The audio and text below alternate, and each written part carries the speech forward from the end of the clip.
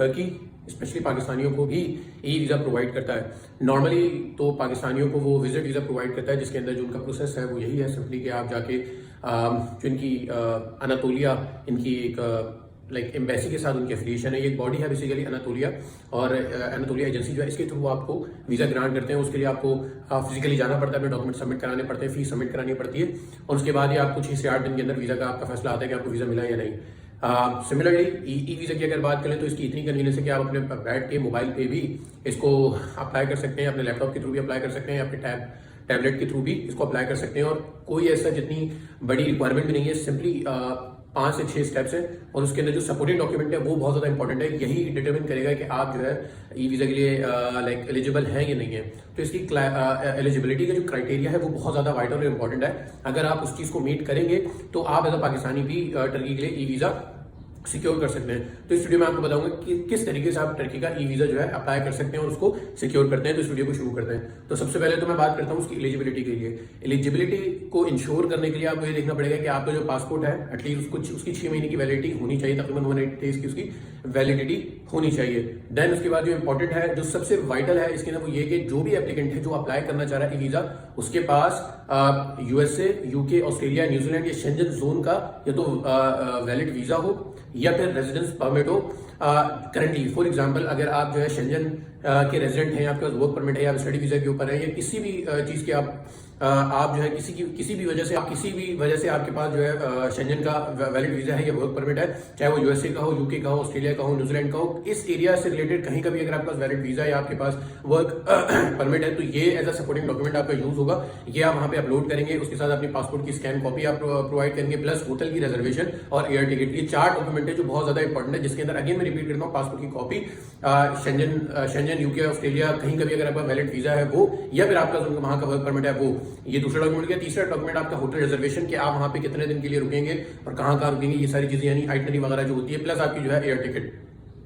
तो ये जो है 4 चीजें बहुत इंपॉर्टेंट है। देन उसके बाद आपका आता है कि ये एक सिंगल एंट्री वीजा आपको मिलेगा, और कम से कम भी 6 महीने के अंदर आपको, जब आप वहां पे एक्सेस लेंगे तो कम से कम भी 30 दिन के लिए आपके लिए जो है ना आपके लाइक आप वहां पे रह सकते हैं। तो ये 4 बड़े इंपॉर्टेंट स्टेप है।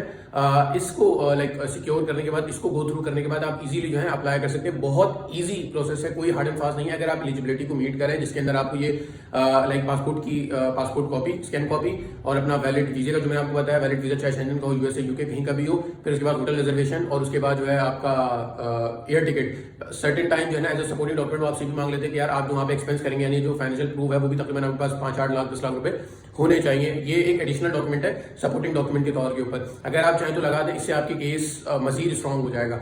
सो ये डॉक्यूमेंट रिक्वायरमेंट है, ये डिटरमिन करेगा कि आप एलिजिबल हैं या नहीं।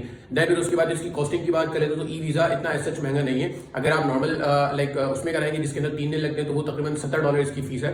और अगर आप इसको थोड़ा सा अर्जेंट कराएंगे, जो 1 दिन में प्रोसेसिंग होती है, उसमें तकरीबन लाइक $80 जो है ना इजाफी उसमें लगते हैं प्रोसेसिंग टाइम के। अर्जेंट को प्रोसेस करने के लिए वो तकरीबन आपके 150 या 160 यूएसडी की तरफ जाते हैं, या फिर अगर आप जो है सुपर अर्जेंट की तरफ जाते हो आपको हार्डली 3 घंटे में मिल जाता है, और उसकी लेकिन फिर फी भी तकरीबन 180 तक जाती है, जिसके अंदर जो $70 जो उनकी एम्बेसी है वो कांस्टेंट है, बाकी प्रोसेसिंग टाइम वगैरह ये सारी चीजें ऐड करके तकरीबन 180 तक बनता है।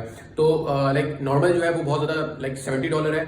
थोड़ा सा उससे जो अर्जेंट है वो तकरीबन 140-150 तक आपको कॉस्ट करेगा। थोड़ा सा जो सुपर अर्जेंट है वो आपको 180-170 तक आपको कॉस्ट करेगा। तो इसी तरीके से आप जो है वो उसकी कॉस्टिंग है, प्लस जो अप्लाई का तरीका है वो इतना आसान है कि टर्की की जो मेन वेबसाइट है उसके ऊपर आप लिखेंगे Turkey e visa apply for Pakistani, simply Google पे आप लिखें, जो पहली वेबसाइट है जिसको क्लिक करें, अपना फॉर्म को साइन अप करें, उसके अंदर अपना नाम, नंबर, डिटेल्स, पासपोर्ट नंबर, अपना एनआईसी का नंबर, और उसके बाद कब जाएंगे, कब आएंगे, ये सारी डिटेल्स सपोर्टिंग डॉक्यूमेंट के अंदर जो चीजें मैंने आपको बताई वो उसमें ऐड करें।